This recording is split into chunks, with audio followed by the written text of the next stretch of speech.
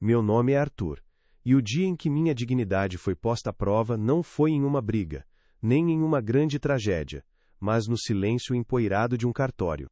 Eu estava lá, com as mãos sujas de marcenaria que nunca conseguiram me dar riqueza, assinando os papéis que me tornavam dono da velha mansão do barão. Era um monte de ruínas, eu sabia, mas era tudo que minhas economias podiam comprar.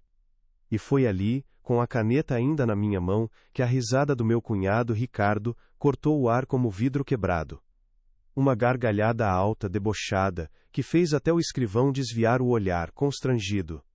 Ele não esperou nem que a tinta secasse para me humilhar na frente de todos. Naquele momento, eu não era um homem realizando um sonho, por mais torto que parecesse, eu era o tolo da cidade, o motivo da piada. O que você faria se todos rissem de você por herdar uma ruína? Ouça a minha história até o fim e me diga, o que você teria feito no meu lugar?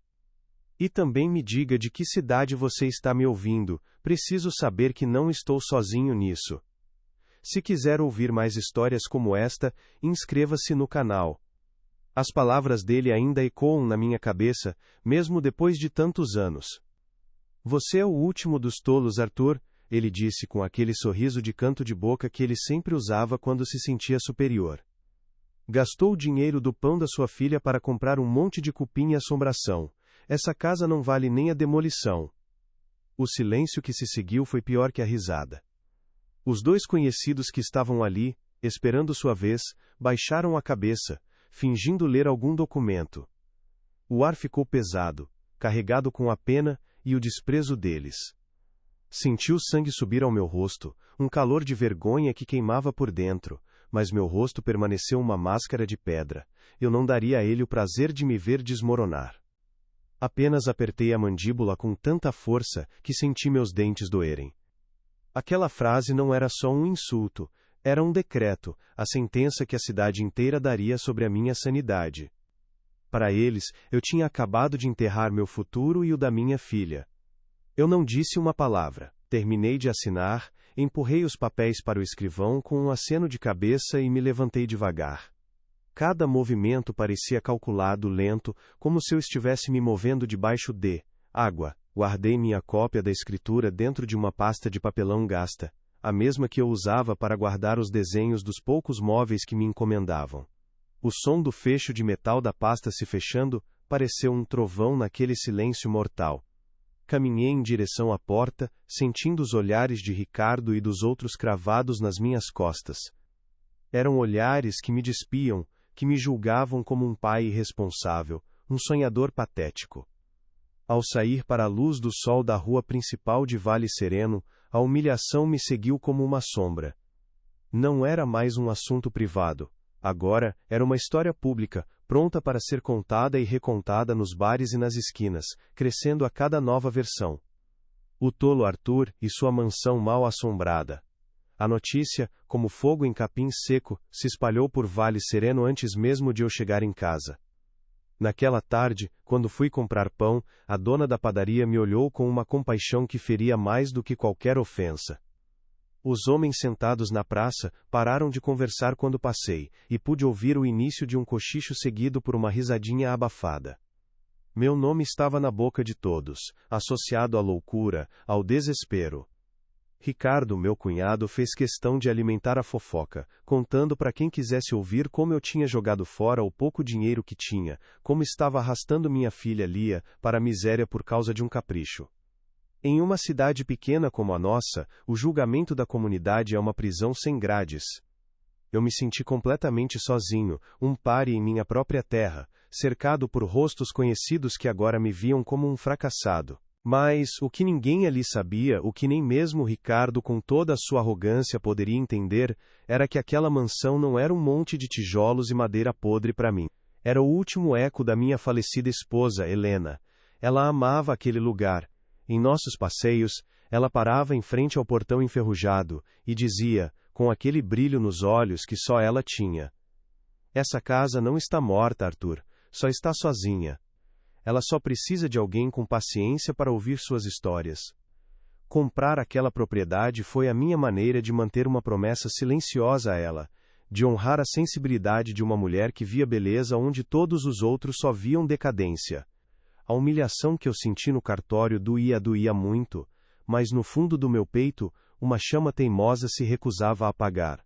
Era a chama da memória de Helena. E era por ela e pela minha filha Lia que eu iria enfrentar o mundo inteiro se fosse preciso.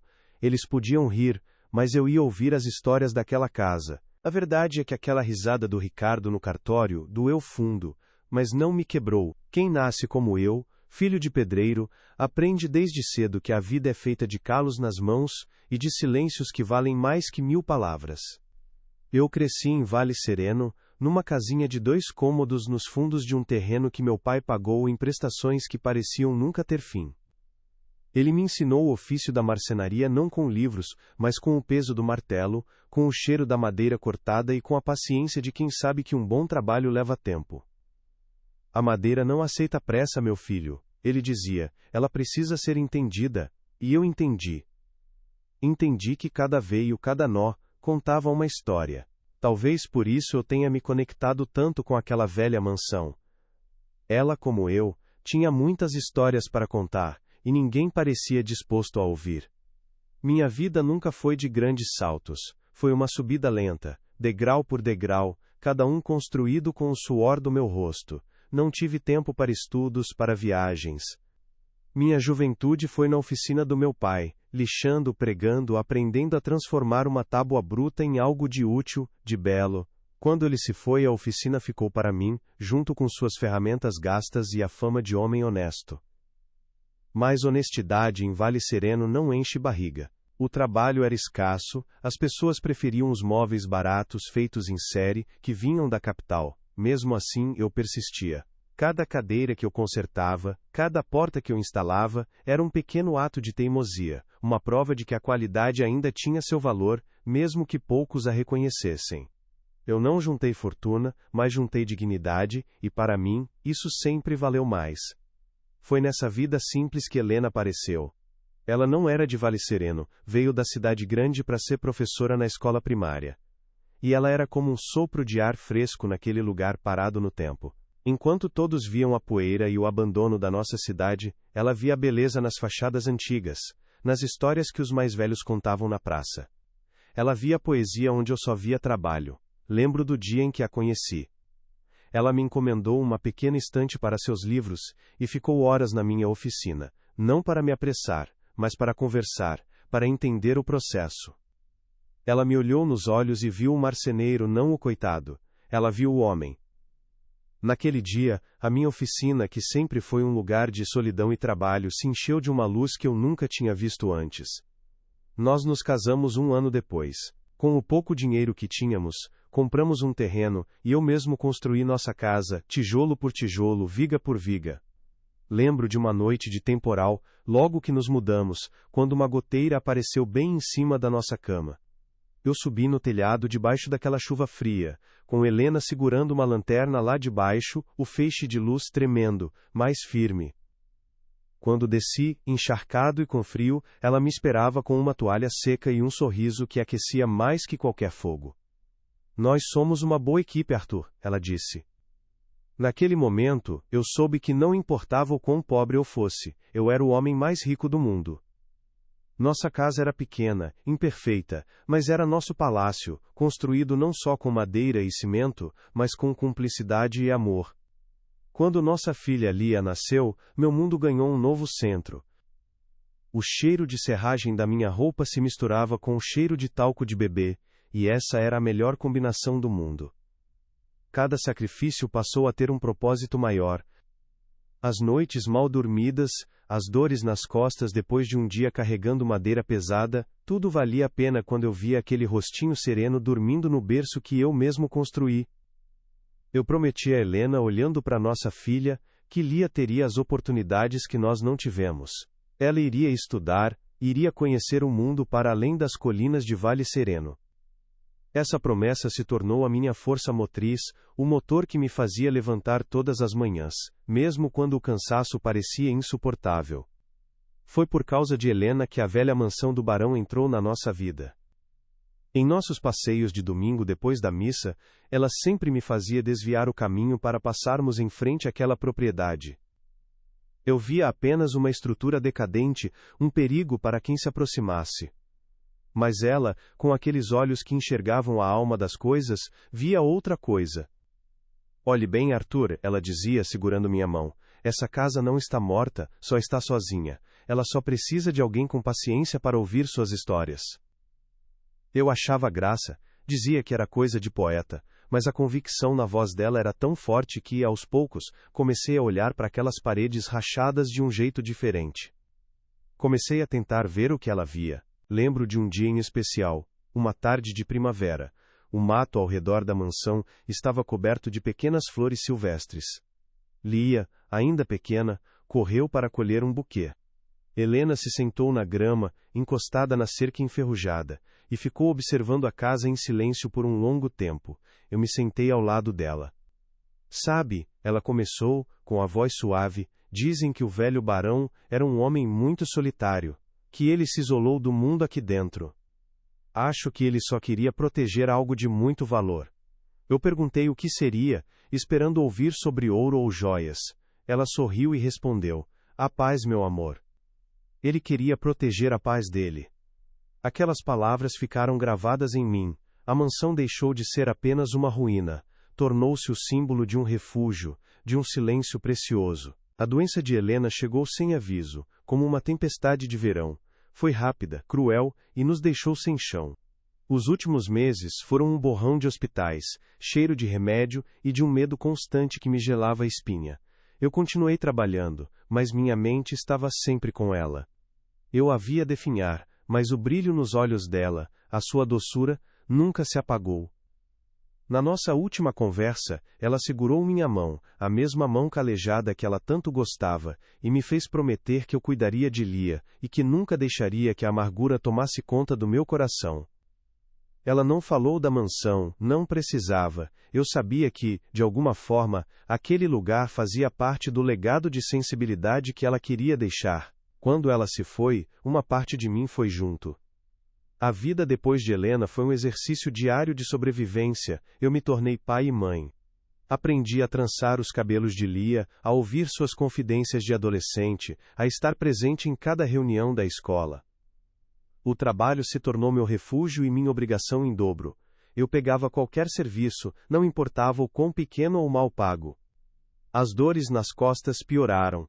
As noites eram solitárias, preenchidas pelo som dos grilos e pelo vazio na cama ao meu lado. A oficina, antes iluminada pela presença de Helena, voltou a ser um lugar de silêncio. Mas agora era um silêncio diferente, um silêncio pesado, carregado de saudade. A única coisa que me mantinha de pé era a promessa que fiz a ela e o sorriso de Lia, que era o espelho do sorriso da mãe. Para garantir que Lia pudesse fazer um bom curso técnico na cidade vizinha, eu fiz o que precisava ser feito. Vendi meu velho carro, um Opala que era a única herança do meu pai. Aquele carro não era só um monte de lata, era a lembrança das nossas viagens em família, dos passeios com Helena, do som do motor que eu conhecia como a palma da minha mão. Entregar as chaves para o comprador foi como arrancar um pedaço da minha própria história. Ricardo, meu cunhado, achou um absurdo. "Você está se desfazendo do seu único bem por um capricho da menina", ele disse. Ele nunca entendeu. Para ele, tudo se resumia a dinheiro, a status. Para mim, o futuro da minha filha não tinha preço.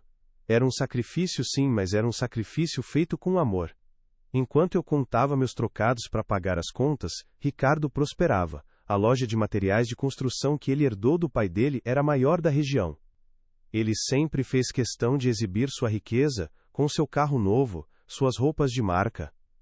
Ele me tratava com uma mistura de pena e desprezo, como se a minha honestidade fosse uma fraqueza, uma prova de que eu não era esperto o suficiente para vencer na vida. Ele oferecia ajuda, mas não era por bondade, era para me humilhar, para me fazer sentir em dívida. "Se precisar de umas tábuas, Arthur, pode passar lá. Eu te faço um preço de amigo", ele dizia, sabendo que meu orgulho jamais me permitiria aceitar. Ele representava tudo aquilo que eu e Helena sempre abominamos, a arrogância de quem mede o valor de um homem pelo que ele tem no bolso. Depois que Helena morreu, a cidade me olhava com compaixão. As pessoas me respeitavam pela forma como eu estava criando Lia sozinho. O padeiro me dava um pão a mais, o dono do armazém às vezes arredondava a conta para baixo. Eram pequenos gestos, mas que me mostravam que eu não estava completamente só. Por isso, a humilhação no cartório doeu tanto. Não foi apenas o desprezo de Ricardo, foi ver nos olhos dos outros o respeito que eles tinham por mim se transformar em zombaria. Em questão de minutos, eu deixei de ser o viúvo trabalhador e dedicado para me tornar o tolo Arthur, o louco que comprou um ninho de ratos. Aquele julgamento público foi uma facada nas costas, uma traição da comunidade que eu achava que me conhecia. A decisão de comprar a mansão não foi um impulso. Foi algo que amadureceu dentro de mim ao longo dos anos. Toda vez que eu passava em frente àquela propriedade, eu ouvia a voz de Helena. Via o mato crescer, as telhas caindo, e sentia como se estivesse abandonando uma parte dela. O anúncio de venda por um valor simbólico, quase de graça, apareceu no jornal da cidade. A prefeitura queria se livrar do imóvel por causa dos riscos de desabamento. Ninguém queria. Era um problema, não uma oportunidade. Mas para mim, foi um chamado. Juntar aquele dinheiro foi a tarefa mais difícil da minha vida. Cada centavo foi guardado, economizado do pão, do café, de qualquer pequeno luxo. Era o dinheiro da minha velhice, o pouco que eu tinha para uma emergência. A noite antes de ir ao cartório, eu mal consegui dormir. A dúvida me corroía. Eu estava sendo um pai irresponsável?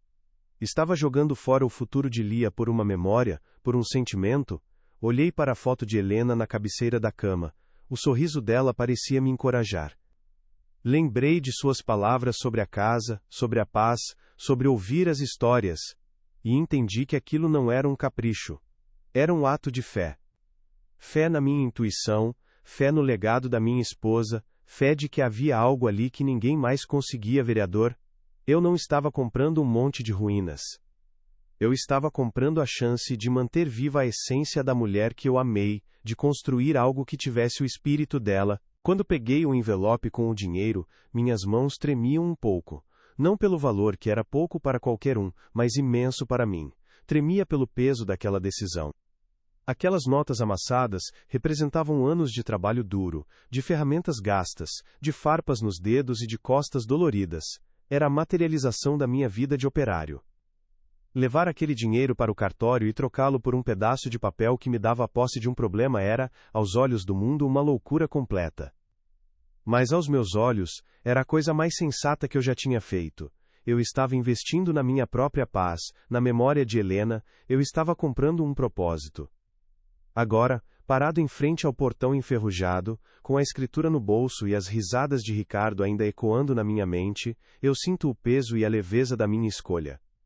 O cheiro de mofo e de mato molhado preenche o ar. O silêncio é quebrado apenas pelo rangido do portão ao ser empurrado. Sinto o olhar de toda a cidade sobre mim, esperando pelo meu fracasso, prontos para dizer, eu avisei. Mas eles não entendem. Eles não ouvem o que eu ouço.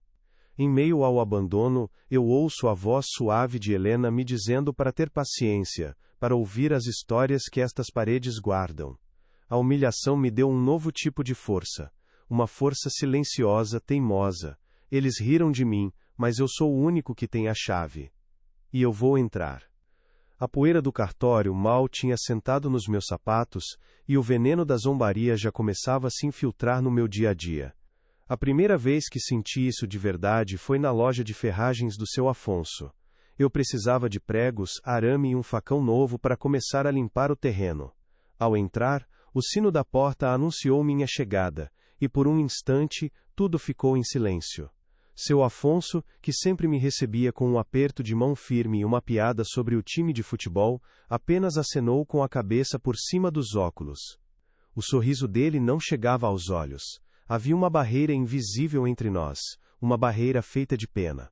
Ele me vendeu o que pedi, mas seu tom era cuidadoso, como se estivesse falando com um doente terminal. Ele não perguntou sobre o projeto, não ofereceu conselhos. Apenas pegou meu dinheiro suado e me desejou boa sorte, com a mesma entonação que se usa em um velório. Os dias que se seguiram foram uma sucessão de pequenos golpes, alfinetadas que, sozinhas, não eram nada, mas que juntas formavam uma coroa de espinhos. Quando eu caminhava pela rua principal, as conversas nas calçadas diminuíam de volume. As pessoas não eram rudes, não abertamente. Elas eram piores. Eram cautelosas. Os homens mais velhos, que antes dividiam comigo o banco da praça para falar do tempo e da vida, agora me davam um aceno rápido e desviavam o olhar, como se tivessem um compromisso urgente. Mães puxavam seus filhos um pouco para o lado quando eu passava. Eu me tornei uma anomalia, uma figura desconfortável que lembrava a todos da fragilidade da sanidade e do dinheiro. O respeito que eu havia construído com uma vida inteira de trabalho honesto parecia ter se dissolvido em poucos dias, trocado por uma curiosidade mórbida. Eles estavam apenas esperando para ver o tamanho do meu tombo. Até mesmo a geografia da cidade pareceu mudar para mim. O caminho até a padaria, que antes era uma linha reta, agora se tornou um percurso de desvios. Eu via antigos conhecidos do outro lado da rua, e em vez de atravessarem para me cumprimentar como antes, eles aceleravam o passo, ou viravam a esquina subitamente.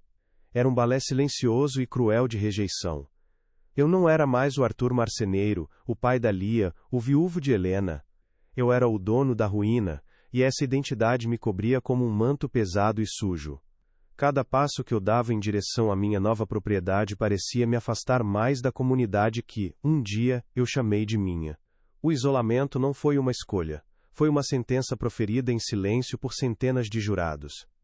As piadas começaram de forma velada, disfarçadas de brincadeira. O primeiro foi o Zeca, o entregador de gás. Ele parou seu caminhão em frente ao portão da mansão enquanto eu tentava cortar o mato com um facão novo. "E aí, Arthur?" ele gritou do volante. "Se precisar de uma ajuda para explodir isso tudo e começar do zero, é só me falar. Faço um preço bom no botijão." Ele riu, uma risada alta que ecoou pela rua vazia. Eu apenas levantei a mão, sem sorrir. A brincadeira dele era o pensamento de todos, dito em voz alta. Para eles, minha única saída lógica era a destruição, a aniquilação do meu erro. Eles não conseguiam conceber a ideia de construção, de restauração. Em suas mentes, eu já havia falhado no momento em que assinei aquele papel. Ricardo, claro, era o maestro dessa orquestra de deboche. Eu não o via com frequência, mas sentia sua presença em todos os lugares. Ouvi dizer que na sua loja de materiais de construção, ele contava a história da minha compra como uma anedota, um exemplo do que a teimosia e a falta de juízo podem fazer com um homem. Certa tarde, eu estava no telhado da pequena edícula nos fundos da mansão, a única parte que parecia minimamente segura, tentando remendar um buraco. Vi o carro caro dele passar devagar pela rua. Ele estava com um cliente, e apontou descaradamente na minha direção, gesticulando e rindo. Naquele momento, no alto daquele telhado podre, eu me senti como um animal em exposição, num zoológico decadente. O tolo da colina, para o entretenimento do rei da cidade. O trabalho na propriedade era brutal. O mato era tão alto e denso, que parecia uma pequena floresta. Havia cobras, aranhas e um cheiro de abandono que se impregnava na roupa e na pele. Eu trabalhava do nascer ao pôr do sol, movido por uma mistura de teimosia e desespero. Minhas mãos, já calejadas pela marcenaria, ficaram em carne viva. Meus músculos doíam de uma forma que eu não sentia desde a juventude. E tudo isso sob o olhar vigilante dos vizinhos mais próximos. Eles não se aproximavam, mas eu os via de relance, através de suas janelas, observando meu esforço inútil. Eram olhares que não ofereciam ajuda, apenas confirmavam suas próprias certezas. Olhem o louco, se matando por nada. Cada galho que eu cortava, cada pedra que eu movia, era um ato solitário de desafio contra um mundo que já havia me condenado. Minha filha, Lia, era meu único porto seguro. Depois da escola, ela vinha me encontrar trazendo um café quente numa garrafa térmica e um pão com manteiga. Ela não tinha vergonha. Sentava-se num caixote virado e me contava sobre seu dia, enquanto eu limpava o suor do rosto com as costas da mão. Mas eu via em seus olhos a sombra do que ela ouvia na escola. Um dia ela me contou, com a voz baixa, que um colega perguntou se era verdade que nós íamos morar num castelo mal assombrado. Ela respondeu com a cabeça erguida que estávamos reformando a casa mais bonita da cidade. O orgulho na voz dela me deu forças para mais uma semana de trabalho, mas também me encheu de uma dor profunda. A zombaria não me atingia apenas a mim, estava respingando na pessoa que eu mais amava no mundo. Nossas noites eram passadas na edícula, que eu havia limpado e tornado habitável com muito esforço. Era um cômodo único, com um fogão a lenha improvisado e 2 colchões no chão. Comíamos à luz de um lampião a querosene, pois a eletricidade da casa principal havia sido cortada há décadas. O silêncio era profundo, quebrado apenas pelo som dos grilos e pelo crepitar da lenha. Do lado de fora, a silhueta escura e imponente da mansão nos observava como um gigante adormecido. Naqueles momentos, com Lia fazendo o dever de casa sob a luz amarelada, o mundo lá fora parecia não existir. Éramos apenas nós dois contra as ruínas, e essa cumplicidade era a única riqueza que eu possuía. Mas quando o sono não vinha, o peso do nosso isolamento me esmagava. A primeira grande chuva de outono veio como um teste, uma prova da minha insensatez. O telhado da edícula que eu julgara seguro cedeu em vários pontos. A água começou a pingar, primeiro devagar, depois em torrentes. Passamos a noite correndo de um lado para o outro com baldes e panelas, o som das goteiras ecoando como marteladas da minha incompetência. Encharcados e cansados, nos encolhemos no único canto seco do cômodo, cobertos por um plástico. Naquele momento, a voz de Ricardo zombando de mim no cartório soou mais alta do que o trovão lá fora. Um monte de cupim e assombração. Talvez ele estivesse certo. Talvez eu estivesse apenas arrastando minha filha para um buraco cada vez mais fundo, movido pelo fantasma de uma promessa. A prova definitiva da minha exclusão social veio com a festa de São João, o maior evento do calendário de Vale Sereno. Durante anos, Helena e eu fomos parte da comissão organizadora. Minhas habilidades de marceneiro eram sempre requisitadas para construir as barracas e o palanque da praça. Depois que ela se foi, continuei ajudando. Era uma tradição. Este ano ninguém me procurou. Vi a montagem começar de longe. Vi outros homens fazendo o trabalho que sempre foi meu. Nenhuma ligação, nenhuma visita. Fui silenciosamente apagado da vida comunitária. Era como se a compra da mansão tivesse contaminado não apenas a minha reputação, mas também as minhas mãos, que agora não eram mais consideradas dignas de construir a festa da cidade. Movido por uma necessidade tola de provar que aquilo não me afetava, decidi ir à festa com Lia. Assim que chegamos, a atmosfera mudou. As conversas ao nosso redor cessaram por um instante, seguidas por cochichos disfarçados. Vi um grupo de homens com quem eu costumava jogar baralho nas noites de sábado. Eles me viram, trocaram um olhar rápido e se viraram de costas, fingindo um interesse súbito na barraca de pescaria. Tentei me aproximar de outro conhecido, seu Joaquim, e ele me deu um tapinha no ombro, disse, "Força aí, Arthur", e se afastou rapidamente, como se eu tivesse uma doença contagiosa. Eu era um espectro no meio da celebração, um lembrete vivo do fracasso que todos temiam. Ficamos por menos de meia hora. Lia, percebendo meu desconforto, segurou minha mão e disse que estava com dor de cabeça.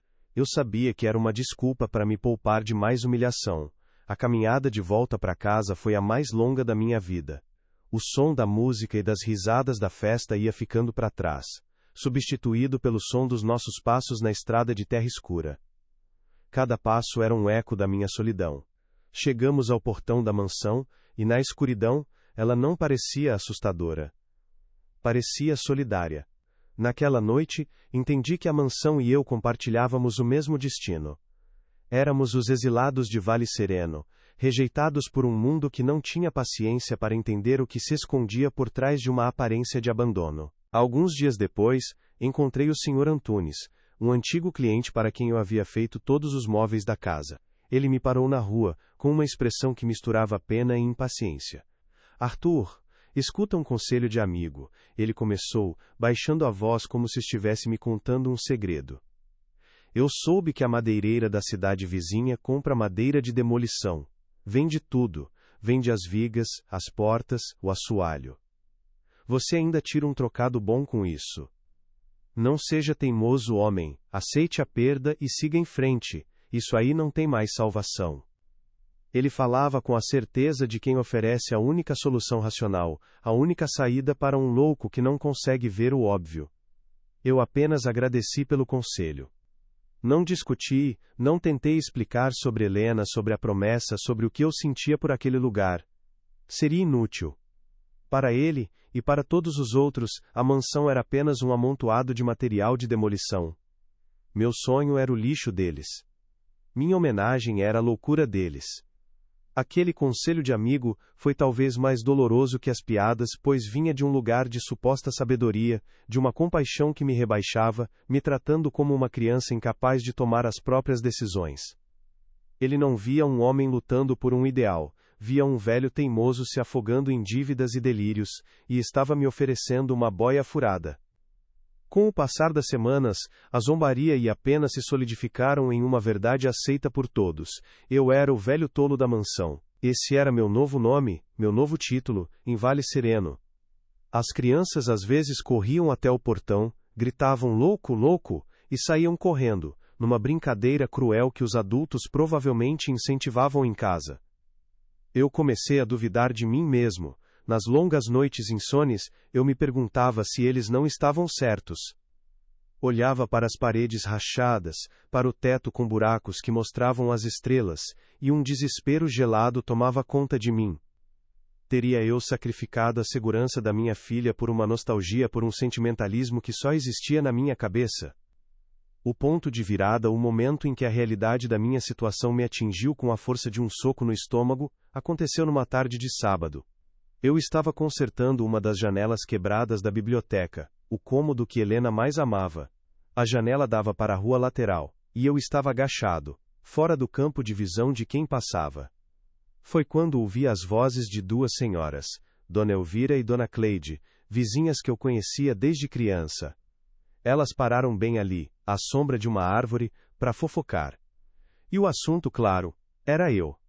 É uma tristeza o que aconteceu com Arthur depois que a Helena se foi, disse Dona Elvira, com um suspiro dramático. Perdeu completamente o juízo. Dizem que conversa sozinho lá dentro com os fantasmas. A outra respondeu, com a voz carregada de um falso pesar que mal escondia o prazer da fofoca. Pois é. E arrastando a pobre Dália junto. Gastar o que não tinha nesse mausoléu, virou o bobo da corte da cidade. Meu marido disse que é questão de tempo até a prefeitura interditar tudo, e ele perder até o terreno. Vai acabar sem nada, o coitado, um fim de vida melancólico para quem já foi um homem tão respeitado. Fiquei paralisado, com um martelo na mão. O ar pareceu faltar nos meus pulmões. Ouvir aquelas palavras, ditas com tanta naturalidade, com tanta certeza, foi como ter um espelho quebrado erguido na minha frente. O bobo da corte da cidade. Então era isso. Era assim que eles me viam. Não como um homem de luto, não como um pai lutando, mas como um palhaço, uma atração trágica para o entretenimento deles. O som do meu martelo caindo no chão de madeira podre foi o único barulho que quebrou o silêncio que se seguiu. Elas se assustaram e se afastaram apressadamente. Mas eu continuei ali, agachado, invisível, sentindo o peso daquele título se assentar sobre os meus ombros.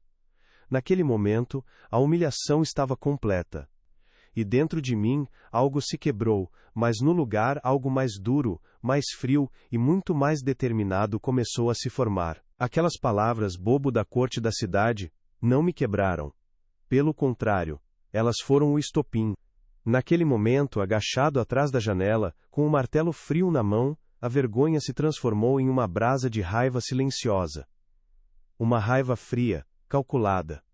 Eles podiam rir, podiam cochichar, podiam me julgar. Mas eles não sabiam de nada. Não sabiam da promessa que fiz a Helena, não sabiam o que ela sentia por este lugar. E principalmente, não sabiam o que eu, o simples marceneiro, já desconfiava desde o primeiro dia em que pisei aqui. Eles viam ruínas. Eu via um segredo esperando para ser honrado. E eu decidi que, a partir daquele instante, meu único foco seria a biblioteca. O coração da casa, o lugar que Helena mais amava. O resto do mundo que esperasse. A biblioteca era um desastre, como todo o resto. Livros mofados se desfaziam em pilhas no chão, o cheiro de papel velho e umidade era quase sufocante. Teias de aranha grossas como algodão cobriam tudo. Mas, mesmo em meio à decadência, a nobreza do cômodo resistia. As prateleiras de jacarandá, escuras e maciças, iam do chão ao teto, mesmo que muitas estivessem tortas ou quebradas. No centro, uma lareira de mármore, coberta de fuligem, ainda impunha respeito. Foi ali, naquele cenário de destruição, que a voz de Helena soou mais clara na minha mente. Ela não via o mofo, ela via o conhecimento, ela não via a poeira, via as histórias que aqueles livros continham. Eu não estava ali para limpar um cômodo, estava ali para resgatar a alma daquele lugar. O que ninguém em Vale Sereno sabia, o que nem mesmo Ricardo com toda sua esperteza poderia imaginar, é que minha compra não foi um ato de loucura sentimental. Foi um ato de fé calculada. Helena, com sua sensibilidade de professora e sua paixão por histórias, havia pesquisado sobre o barão. Ela passou meses na pequena biblioteca da prefeitura, lendo os poucos jornais antigos que restaram. Ela me contou histórias sobre ele, um homem excêntrico, que viajou o mundo, desconfiava de bancos e da própria família, e que se isolou aqui em Vale Sereno para proteger algo que considerava precioso. Ela não sabia o que, mas tinha uma certeza quase mística. Arthur, ela me disse uma noite, aquele homem não deixaria seu legado se perder com o tempo, ele o escondeu. E só alguém que ame a casa tanto quanto ele amou vai encontrar. Eu acreditei nela, acreditei em cada palavra. E foi por isso que mantive tudo em segredo. Era um pacto entre mim e a memória dela. Se houvesse algo de valor naquela casa, não era para ser exibido, não era para ser usado para calar a boca de gente como meu cunhado. Era para ser protegido, honrado, era para garantir o futuro de Lia, exatamente como Helena sonhava. Revelar minha suspeita para qualquer pessoa em Vale Sereno seria como jogar pérolas aos porcos. Eles não entenderiam a motivação, o respeito pela história. Veriam apenas cifras, uma oportunidade de se aproveitar. A ganância deles destruiria a essência do lugar. Então, eu me calei. Deixei que rissem, deixei que me chamassem de louco. O desprezo deles era o melhor guardião que meu segredo poderia ter.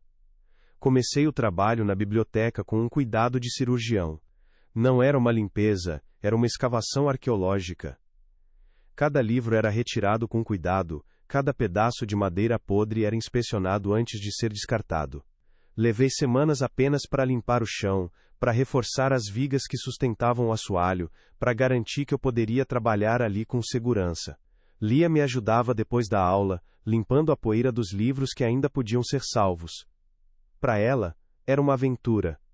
Para mim, era uma peregrinação. Cada tábua que eu pregava, cada teia de aranha que eu removia, me aproximava mais do que eu vim buscar. Eu não tinha pressa. Como meu pai me ensinou com a madeira, eu precisava entender o lugar antes de agir. A revelação veio em um final de tarde, quando a luz alaranjada entrava pelas janelas sujas, criando feixes de poeira dançante no ar.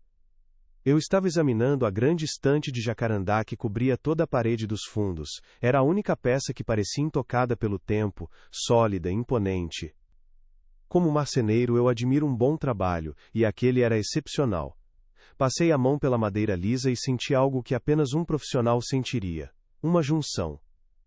Uma linha quase invisível, perfeita demais para ser um defeito natural da madeira. Seguia um padrão que não fazia sentido estrutural. Era uma porta disfarçada. Meu coração começou a bater mais forte, um tambor surdo no silêncio da biblioteca. Com minhas ferramentas comecei a investigar a junção com uma delicadeza que eu reservava para os trabalhos mais finos. Não havia maçaneta nem fechadura visível. Era um quebra-cabeça. Lembrei-me de um mecanismo que meu avô, também marceneiro, uma vez me descreveu: um sistema de contrapeso ativado por um ponto de pressão. Comecei a pressionar suavemente os entalhes decorativos da estante. Um por um. Nada. Até que, em um pequeno ornamento em forma de flor, senti um leve estalo, um clique quase inaudível.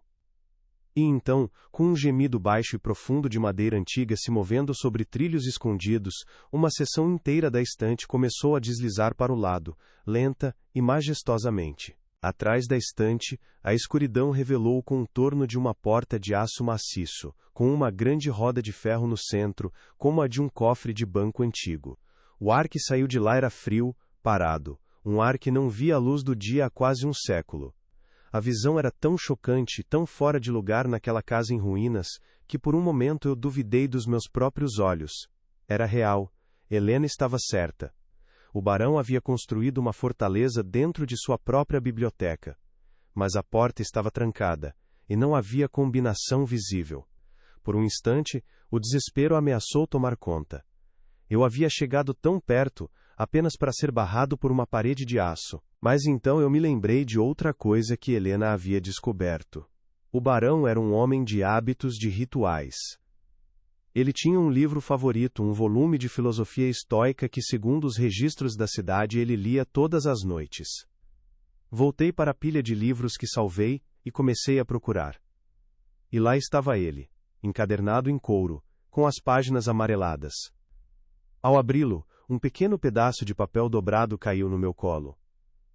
Não era um testamento, não era um mapa. Era um diário. O diário do barão. E nas primeiras páginas, ele escreveu: confio meus pensamentos a este papel, e meu legado à paciência. Somente aquele que valoriza a sabedoria antes da riqueza encontrará a chave. A verdadeira fortuna não está no que se guarda, mas no que se protege. Passei a noite inteira lendo aquele diário à luz do lampião. Foi como conversar com um fantasma, um amigo de outro século. O barão não era um avarento, era um protetor. Traído pela família, desiludido com a ganância do mundo, ele decidiu criar uma cápsula do tempo, um legado que só seria encontrado por alguém que compartilhasse de seus valores, alguém que visse a casa não como um ativo, mas como um santuário. E no final do diário ele deu a pista: a data em que perdi minha fé na humanidade é a mesma em que garanti meu futuro. Uma pesquisa rápida nos jornais antigos que eu havia guardado me deu a data de um famoso colapso bancário no início do século XX, um evento que, segundo os registros, arruinou a família do barão.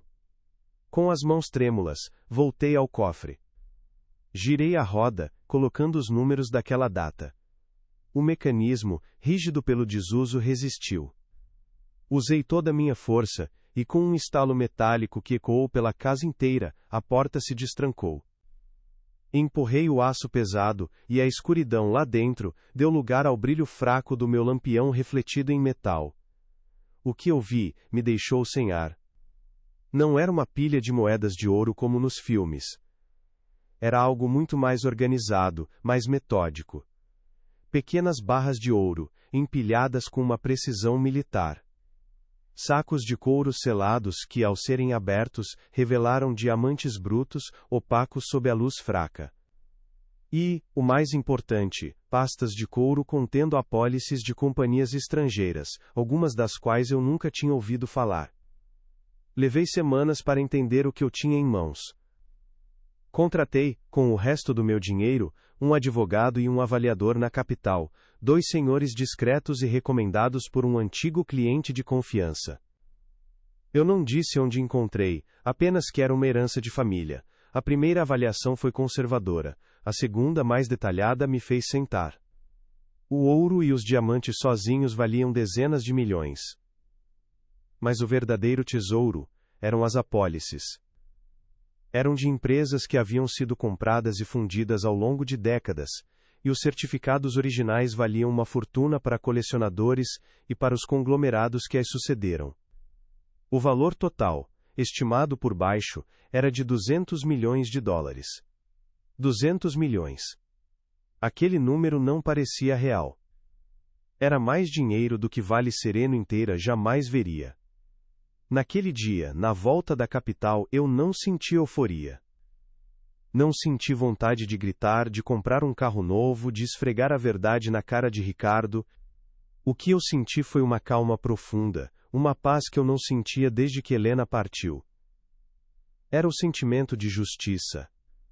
Uma justiça poética, silenciosa, que o próprio barão havia planejado. Ele não queria um herdeiro de sangue, mas um herdeiro de espírito. E, de alguma forma, através do amor de Helena por aquela casa, eu me tornei esse herdeiro. O bobo da corte era, na verdade, o guardião de um dos maiores tesouros privados do país. Olhei pela janela do ônibus para as colinas de Vale Sereno se aproximando. As luzes da cidade pareciam pequenas, insignificantes. As risadas, os cochichos, o desprezo, tudo aquilo se tornou um ruído de fundo, um eco distante de um mundo que não me pertencia mais. Eles podiam ter a cidade, as fofocas, as certezas mesquinhas. Eu tinha o silêncio daquela mansão. E dentro daquele silêncio, eu tinha o futuro da minha filha garantido para sempre, a memória da minha esposa honrada de uma forma que ela jamais sonharia, e um poder que ninguém, nunca poderia tirar de mim. O poder de saber a verdade enquanto todos os outros viviam na ignorância. Meu plano foi traçado naquela mesma noite, sentado na biblioteca agora limpa, com o diário do barão ao meu lado. Eu não revelaria nada, a ninguém. O dinheiro seria liquidado aos poucos, de forma anônima, através de contas no exterior abertas pelo advogado. O primeiro fundo seria para Lia, para que ela pudesse estudar onde quisesse no mundo, sem se preocupar com um único centavo. O resto seria usado para um único propósito: restaurar aquela mansão. Mas não de uma vez. Seria um trabalho lento, cuidadoso, feito por artesãos de fora, para que ninguém na cidade soubesse a origem dos recursos. Para todos, eu teria recebido uma pequena herança de um parente distante. Uma mentira plausível, pequena o suficiente para não levantar suspeitas. Fechei a porta do cofre, girei a roda e ouvi o clique que selava meu segredo mais uma vez. Deslizei a estante de volta ao seu lugar, e a parede da biblioteca voltou a ser apenas uma parede. Mas eu sabia o que havia ali. Eu era o único. O tolo, o louco, o sonhador patético. Eles me deram muitos nomes. Mas o único que importava agora era o que eu dei a mim mesmo. O guardião. E minha vingança não seria uma explosão, mas um florescimento lento e silencioso. Eles veriam a casa renascer, tijolo por tijolo, viga por viga, e ficariam do lado de fora, no frio da sua própria ignorância, se perguntando para sempre qual foi o milagre. E eu, de dentro, apenas sorriria. Minha primeira decisão, ali sentado no chão daquela biblioteca com o diário do barão nas mãos, não foi sobre o que fazer com o dinheiro, mas sobre o que não fazer. Eu não iria usar aquela fortuna para me vingar. Vingança é barulhenta, é um banquete para os curiosos, e eu estava cansado de ser o espetáculo da cidade. A justiça que eu buscava era de outra natureza, uma justiça silenciosa, que se constrói com o tempo, como um bom móvel de madeira. Meu plano não era humilhar Ricardo ou os outros, era simplesmente excluí-los da minha paz. Eu restauraria aquela mansão, não para exibi-la, mas para transformá-la no santuário que Helena sempre soube que ela poderia ser. Seria o meu refúgio, o palácio da minha filha e a mais bela lápide para a memória da minha esposa. A maior vitória seria viver bem, em silêncio, cercado pela beleza que eles só conseguiam ver como lixo. O plano foi colocado em prática com a mesma paciência que usei para limpar cada cômodo daquela casa. Com a ajuda do advogado da capital, um homem tão discreto quanto uma sombra, liquidamos a primeira parte dos ativos em leilões internacionais, longe dos olhos de Vale Sereno. O dinheiro foi para uma conta no exterior, inacessível e invisível. O primeiro passo foi criar um fundo de estudos para Lia, garantindo que ela pudesse escolher qualquer universidade do mundo, sem nunca mais se preocupar com o preço de um livro ou de uma passagem. Para justificar o início da reforma, espalhei o boato de que havia recebido uma pequena herança de um tio distante que eu mal conhecia. Era uma mentira pequena plausível, o suficiente para satisfazer a curiosidade da cidade sem despertar a ganância. Uma mentira pequena para proteger uma verdade gigantesca. A primeira equipe de restauradores que contratei não era de Vale Sereno. Eram artesãos de uma cidade a centenas de quilômetros de distância, especialistas em casarões históricos. Eles chegaram em caminhões sem a placa da nossa região, trazendo consigo materiais de primeira qualidade que Ricardo jamais teve em sua loja. A cidade observava, confusa. A narrativa do tolo Arthur começou a ruir, substituída por um mistério.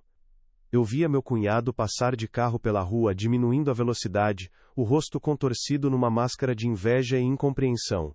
Ele não conseguia entender. De onde vinha o dinheiro? Que parente era aquele? Sua mente, tão acostumada a medir tudo em notas fiscais e lucros, não conseguia processar um evento que não se encaixava em sua lógica mesquinha. Ele nunca me perguntou diretamente, o orgulho não deixou, e esse silêncio forçado era o começo da sua penitência. A mansão floresceu. Onde antes havia o cheiro de mofo e podridão, agora pairava o perfume de madeira nova, de cera e de tinta fresca.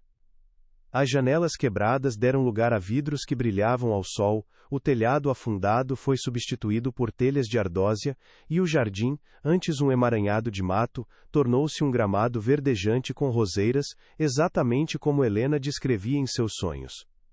Eu trabalhava lado a lado com os artesãos, não como dono, mas como um aprendiz, usando minhas mãos de marceneiro para esculpir os detalhes, para garantir que cada centímetro daquela casa fosse um reflexo do amor que a inspirou.